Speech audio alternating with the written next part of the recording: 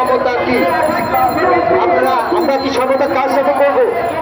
আমরা সমতা করবো এদেশের প্রতিটা নাগরিকের সাথে, এদেশের খেটে খাওয়া মানুষের সাথে, এদেশের শ্রমজীবী মানুষের সাথে সমঝোতা করবো। আমরা সমঝোতা করবো না দুর্নীতিবাদ, চাঁদাবাদ, হিংস্র, রাজনীতির ব্যক্তির সাথে আমরা সমঝোতা